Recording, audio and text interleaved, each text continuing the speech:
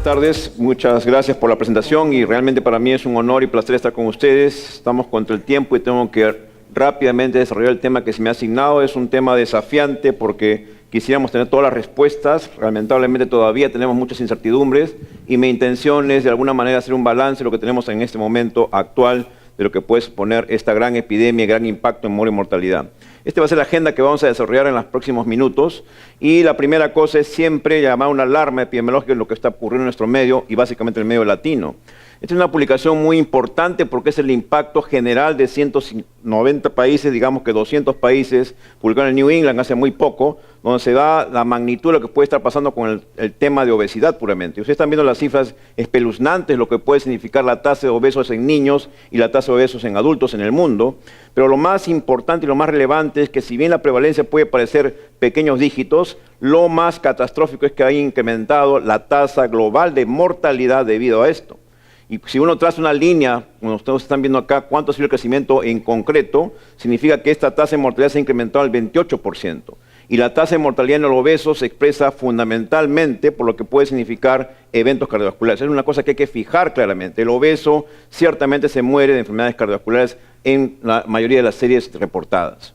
Un poco para llamar la atención. Y en nuestro medio latino, sabemos muy bien las cifras más o menos exactas, pero una de las cosas que podemos tener claro en nuestra práctica diaria, es lo que ustedes ven día a día, es lo que puede significar este binomio de obesidad y diabetes. Y esto no está menos del 60%, es decir, uno ve un diabético y la gran mayoría de ellos son obesos, y es una de las cosas que tenemos que día a día lidiar para poder saber qué podemos hacer desde el punto de vista de reducción de riesgo. Son un par de llamadas de atención a lo que puede significar esta alarma epidemiológica.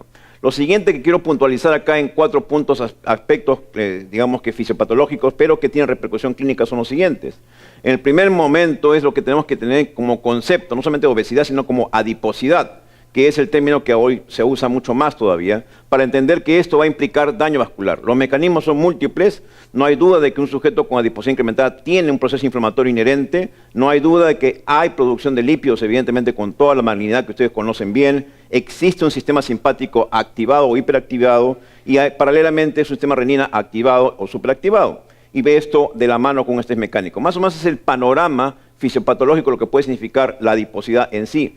Y esto se va a traducir obviamente en eventos. Por eso que uno puede esperar que este obeso propiamente tenga más mortalidad y más eventos cardiovasculares. No sería nada extraño teniendo este concepto muy claro. De esta manera, más recientemente se publica en el JACC de este año propiamente, lo que significa no solamente el tejido adiposo per se, sino la presencia de lípidos ectópicos en otras áreas. ¿Cuál es la cadena fisiopatológica y que finalmente va a llevar a desenlaces? Y ustedes tienen acá más o menos el resumen de todo lo que puede suponer estas dos entidades, estas dos situaciones que estamos propios en nuestros pacientes. De hecho, muchos mediadores, básicamente inflamatorios, lípidos en general, pero por un lado tenemos una dislipidemia aterogénica que tiene una categoría de lipotoxicidad, no solamente es la presencia de lípidos, sino que son tóxicos, y esto van de la mano con la enfermedad coronaria. Por otro lado, indiscutiblemente todos estos mecanismos nos van a llevar a lo que significa la presencia de diabetes, o nos van a desencadenar diabetes. Y finalmente el tercer brazo es que muy pegado a esta situación clínica hay apnea del sueño obstructivo. De manera tal de que no es extraño, pues por lo tanto, explicar por qué la tasa de mortalidad con obesidad se incrementa notablemente. Es una de las cosas que uno debe tener muy claro en la mente en la medida que uno enfrente a un paciente obeso o con sobrepeso en general. El segundo punto importante fisiopatológico es lo que ya se mostró en una lámina anterior con el doctor Badimón. Básicamente lo que vemos en un paciente diabético. Por eso que a mí me preocupa mucho hablar y pensar que hay diabéticos de bajo riesgo. En mi parecer no existen pacientes de bajo riesgo. No es posible que existen de bajo riesgo. Conceptualmente ustedes tienen todas estas características muy típicas clínicas del sujeto diabético. Esto subyacentemente lo va a llevar a más enfermedad cardiovascular, más eventos cardiovasculares. Pero no solamente queda ahí la historia es mucho más atrás, mucho más compleja, porque desencadena una serie de mecanismos, como ustedes ven acá, inflamatorios o hipercoagulables, para que finalmente nos desencadenen mecanismos inflamatorios, estrés oxidativo. Entonces, con todo este complejo, independiente que uno tenga un diabético que pueda decirle de más riesgo o menos riesgo, ciertamente lo que sí estamos convencidos es que no existe un diabético de bajo riesgo. Es lo que yo quisiera enfatizar, porque se ha estado mencionando mucho esta palabra y yo creo que no es muy adecuado hablar de esa manera porque puede uno subestimar el tema, y el tema es muy malo. El diabético ya se mostró con los estudios clásicos del doctor Hafner y mucho más recientemente tiene una mortalidad incrementada sin necesidad de tener un factor más. Y el tercer punto fisiopatológico es esto. Uno podría decir que puede ser una cosa media extraña, cómo pensar que el obeso no tiene más mortalidad. Sin embargo, eso no se ha demostrado tan claro, salvo esta presencia, este artículo muy reciente que propiamente se publica y se presenta en el ACC de este año, que es la base de datos más grande que hay en este momento, para poder responder una pregunta muy elemental, muy básica. ¿La obesidad implica o no más mortalidad? Y la respuesta categóricamente es que sí. Base de datos de más de 1 millón de pacientes, y ustedes ven acá todas las curvas a favor de más mortalidad, donde claramente ven todos los eventos, todos los ORs son altos. OR incrementado en enfermedad cardiovascular, OR incrementado en stroke, OR en diabetes, que es lo mínimo que le puede pasar a un sujeto obeso, y finalmente insuficiencia cardíaca. Entonces tenemos que estar muy alertas a que esta entidad, aparte que es una alarma epidemiológica, significa más muerte y más morbilidad, y tenemos que estar convencidos de que esto es así. Lamentablemente estamos ante una inercia al respecto y seguimos teniendo más y más obesidad en nuestro medio. Y finalmente, este es un tema que ciertamente hay que tenerlo claro también. El obeso metabólicamente sano, y así se conoce en la literatura, metabólicamente sano o saludable. ¿Existe esa patología o no existe esa patología? Si uno más o menos resume lo que significa desde el punto de vista de definiciones, es un sujeto que tiene lípidos aparentemente bien, diglicemia no existe y presión arterial normal, solamente obesidad. Es típicamente un sano. La pregunta de oro es si este tiene más o menos riesgo cardiovascular. Y la respuesta, nuevamente, y quiero ser enfático ahí, categóricamente sí. Recientemente se ha revisado esto fue publicado en el JACC del 2017, donde claramente este sujeto metabólicamente sano tiene más tasa de enfermedad cardiovascular. Y cuantificado, tenemos los datos muy claros. Tiene 49% más de riesgo de enfermedad coronaria, tiene 7% más de enfermedad cerebrovascular y finalmente tiene 96% más de riesgo de insuficiencia cardíaca. Entonces, hay que reconocer a ese sujeto. Felizmente, la literatura dice que puede ser 15, 20%, eso puede ser muy variable. Lo importante es que no subestimar a ese sujeto. Ciertamente, este sujeto, que aparentemente sus variables groseras son normales o son nada llamativas, sí se muere más. Más recientemente se publica esto entre lo que significa la transición de ese sano hacia un anormal, al que ya cambia de su perfil. Evidentemente, eso va a ocurrir casi en el 50% de ellos. Este sano, en la evolución, 20 años después, como se demostró en este JACC del 2015, se muestra como un obeso no saludable. Pero en el ínterin, como ustedes están viendo claramente aquí, en la parte media, este metabólicamente sano tiene un OR de 1.6 de más eventos, 60% más tasa de eventos cardiovasculares. Entonces hay que estar muy atentos a este tipo de pacientes que podemos ver y podemos no subestimarlo, porque dicen, no te preocupes, tus lípidos están bien, tu presión está bien, tu glucosa está bien, sigue gordo y sigue feliz, que no te va a pasar nada. Y eso es una cosa errada.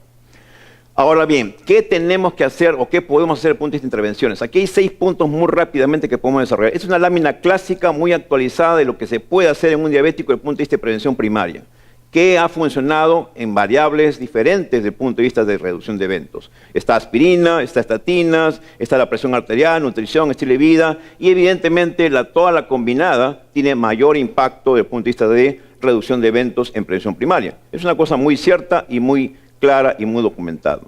Si disgregamos este punto, vamos a ver si la reducción de peso va de la mano con menos eventos. Una pregunta que puede ser aparentemente sencilla, sin embargo no lo es tanto porque falta evidencia de esto. Lo que tenemos es que si yo bajo de peso, evidentemente teniendo unas sesiones de todo tipo, ¿qué ha habido? Y lo que se ha demostrado es que sí mejora mis parámetros metabólicos. La pregunta es que si mejora o si cambia mi mortalidad. Hay un par de estudios que podemos citar al respecto, como este que ustedes ven acá, el DPP, que fue publicado hace tiempo, el 2002, New England. Lo único que demostró es que sí, pues baja de peso y mejora tu perfil metabólico, y acaso la diabetes de novo será menos frecuente, pero no bajo eventos. Y el siguiente estudio interesante fue este, Look-Ahead. Look-Ahead es un estudio básicamente en diabéticos, 5.000 pacientes, para evaluar este tópico, con un seguimiento importante, estilo de vida versus control. Se demostró que bajar de peso funcionaba, se demostró que bajaba la glicosilada, se mostró acaso que había reducción de MACE, o sea, eventos cardíacos mayores, no hubo impacto lamentablemente. Y eso es una cosa que nos da preocupación. Le bajamos de peso, pero el paciente nos va a preguntar, ¿con eso tengo menos riesgo? La respuesta es que no lo sé. No lo sé porque no tengo esa evidencia. El segundo punto que sí tenemos que aclarar, y eso sí ustedes ya han escuchado magníficas disertaciones, sabemos estos dos agentes interesantes, Probablemente los señores de SGLT2 sean los más impactantes hoy por hoy, pero hay una alternativa de baja de mortalidad. Aquí no hablo de mecanismos, estoy hablando de lo que va a significar desde el punto de vista de puntos duros. Y el punto duro es incuestionable.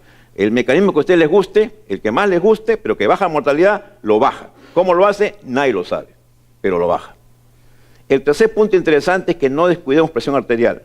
Y ahí los estilos de vida son interesantes. Cuantitativamente ustedes saben que los estilos de vida sí bajan la presión arterial. Reducen, bajar a un nivel ideal de índice de masa, te baja 5 puntos de sistólica tranquilamente y te baja hasta un 3 puntos de presión de puntos en un sujeto normotenso. Eso está demostrado.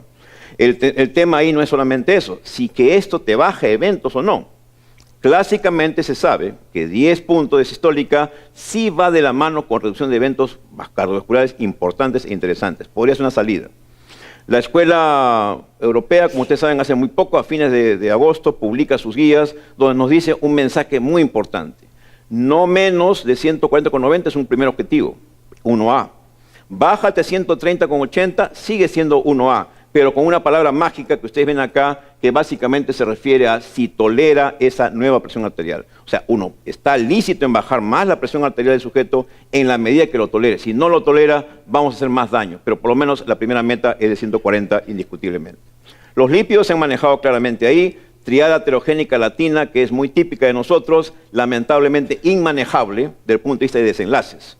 De que lo podemos corregir, pero que eso significa menos eventos, nadie lo ha probado. Salvo LDL, que se ha hablado ampliamente, tenemos 3 estrategias hoy sólidamente demostradas, estatinas, estamos hablando de inhibición dual, y estamos hablando de PCSK9, que claramente han demostrado reducción de eventos. Son 3 salidas.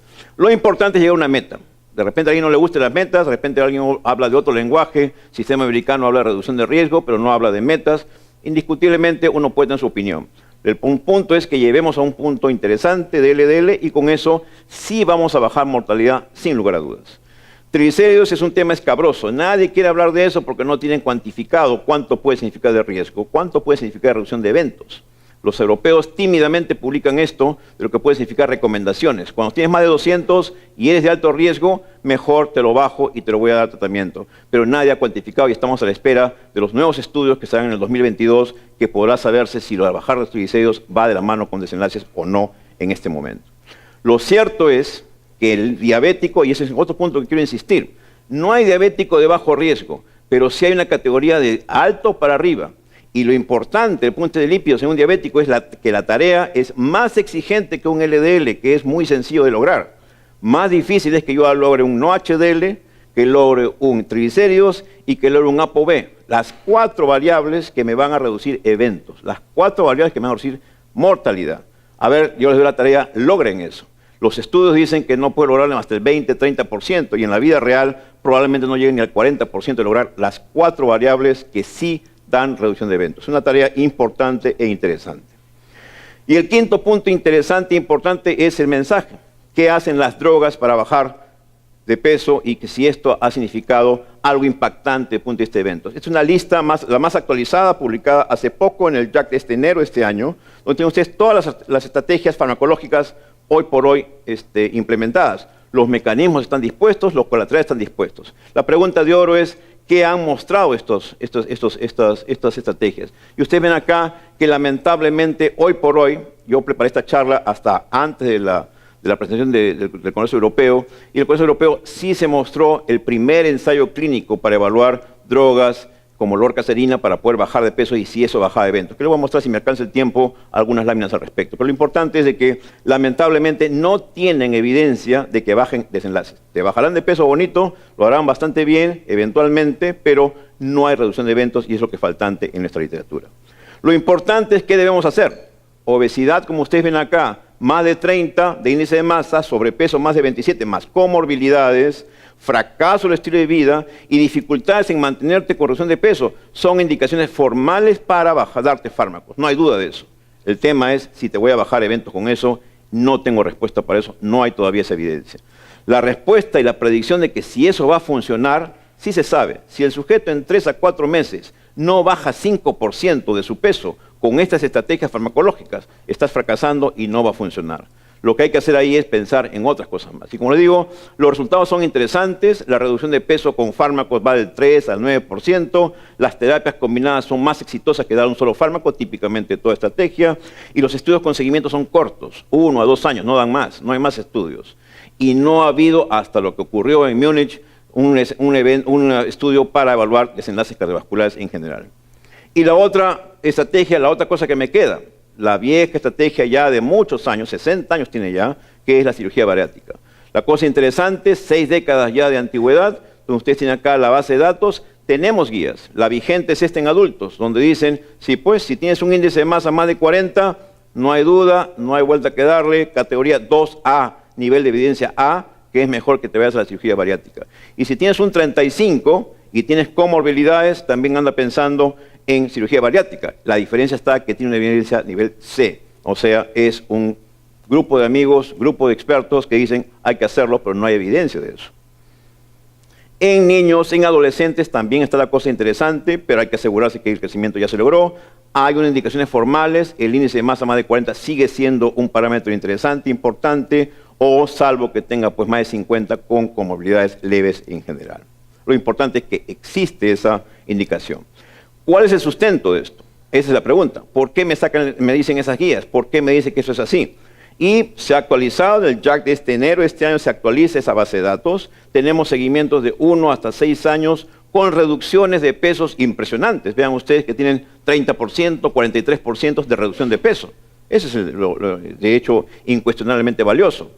El punto es que si eso tiene sus pros y sus contras, como ustedes sabrán, pero la pregunta de oro es si eso va de la mano con menos desenlaces. ¿Qué información tenemos? En realidad, el único estudio pionero al respecto lo tienen ustedes acá. Es el único estudio, primera intervención, prospectiva, controlada, pero no randomizada. O sea, no es tan estricta, pero es no randomizada, con un seguimiento interesante, como ustedes ven, de 14 años, en donde se evaluó mortalidad. Y efectivamente, mortalidad e infarto se redujo sustancialmente. Es la primera evidencia con 4.000 pacientes, un estudio pionero, clásico, que siempre se pone en la literatura como una de las evidencias fuertes de reducción de eventos a partir de esa cirugía bariátrica. ¿Qué más se ha avanzado? Lamentablemente, y esto se ha actualizado, en febrero de este año se actualiza toda la información que hay con respecto a esta cirugía bariátrica y qué tenemos.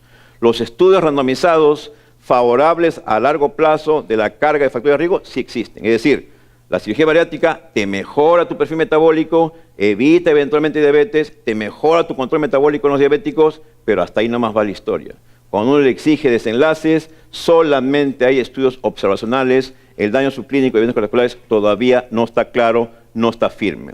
Hay un par de revisiones sistemáticas. Ven ustedes esta revisión sistemática de BEST, donde se mostró claramente con 4.8, 5 años de seguimiento, 19.000 pacientes para evaluar este tema. Lo único que se vio, reducción de perfil metabólico. Diabetes, hipertensión, dislipidemia, hasta PCR le bajó, pero no pudo con eventos clínicos. Y la otra revisión sistemática, 4 estadios longitudinales observacionales controlados, sometidos a cirugía bariátrica, donde tiene usted estos resultados interesantes, importantes. Pero todavía está la tarea de buscar un randomizado al respecto. Este es el estudio observacional más largo que hay, 14 años de seguimiento. Como les voy a repetir, no randomizado. Lo único que tiene el estudio sueco, donde ustedes tienen claramente una evidencia de mortalidad, desenlaces compuestos y que puede significar alguna idea de que puede ser beneficioso. Pero no tenemos una cosa todavía muy contundente, muy firme en este momento. Falta mucho más. Sí se ha mostrado algún riesgo disminuido de FA, sí se ha demostrado un riesgo disminuido de insuficiencia cardíaca. Hasta ahí tenemos una evidencia, pero nuevamente con la crítica de que no es un estudio randomizado y todavía no puede ser tomado como una verdad uniforme desde el punto de vista de evidencia clínica hoy por hoy. Los mensajes entonces para la cirugía bariátrica, las indicaciones son claras: 40 índice de masa, 35 con comorbilidades, no hay duda. Los procedimientos son variables, ustedes tienen ahí el beneficio. El beneficio metabólico es incuestionable, lípidos, glicemia, diabetes, no hay duda. Pero el beneficio en desenlaces cardiovasculares sí está dado, pero no en estudios randomizados, y falta eso junto con mortalidad y morbilidad. Entonces, como conclusiones, ¿qué tenemos en este momento? Claramente lo que menciona el doctor Fuster en esta lámina, que es copiada de él, donde él tiene una perspectiva brillante, lo que puede significar salud cardiovascular a largo plazo, que se ha estado insistiendo en eso, y la única salida es trabajo precoz, trabajo en etapas tempranas de la vida. Además de que estamos discutiendo acá cómo manejamos un obeso. El obeso ya está obeso, ya no hay nada que hacer, tiene una tasa alta de eventos. Lo importante es que no llegue a ser obeso. Y para no llegar a ser obeso, tenemos que intervenir precozmente en etapas infantiles. Este es el estudio que es tremendamente categórico. Streep demostró claramente en infantes atacados precozmente, estilo de vida, 20 años después, redujo tasas de puntos de prevención primaria, de eventos, síndrome metabólico, hipertensión, triglicéridos. Sí se pudo reducir primordialmente este tema. La segunda conclusión, la obesidad, el panorama es malo. Hablaban de cardiooncología. Claro, es entendible. El obeso hace cáncer. Eso está archiestablecido. El obeso se hace cáncer. Y hay perfiles inflamatorios metabólicos importantes. Mi tercera conclusión es esta lámina clásica, las cosas que podemos hacer con el obeso, claramente demostradas. Y finalmente, lo que teníamos acá, las indicaciones de cirugía bariátrica o reducción de peso. No tenemos drogas efectivas hoy por hoy. La cirugía bariátrica es una esperanza, sin ensayos randomizados, pero es una esperanza importante con la evaluación de no solamente el índice de masa, sino ver cuánta comorbilidad. Jugamos con dos variables. ¿Cuánto índice de masa tienes y cuántas comorbilidades tienes para poder decidir la mejor estrategia para poder darte la mejor posibilidad de sobrevida? Como ustedes ven acá, con más estadios, mientras más estadios tengas, más riesgo tengas, no hay duda que si tienes resistencia a la insulina, debo ya ofrecerte esta cirugía bariátrica como una alternativa importante. Y es la guía que se muestra en este momento. Hasta ahí me quedaría y no tengo más que 2 segundos. Este es el estudio que les mencionaba. Recuerden que este estudio de Carmelia con lorcacerina tuvo, como ustedes ven acá, 60% de diabéticos. O sea, hubiera sido ideal que sea efectivo y es una esperanza interesante. Lamentablemente, hemos mostrado en Múnich, sí redujo el peso, no hay duda. La diferencia neta fue de casi 3 kilos, exitosa, menos reducción de peso, importante, pero fracasó lastimosamente en reducción de eventos cardiovasculares. Es la última información que tenemos en este momento de terapia farmacológica. No hay datos más prospectivos, bien diseñados, y hasta ahí nomás me quedo y muchas gracias por su atención.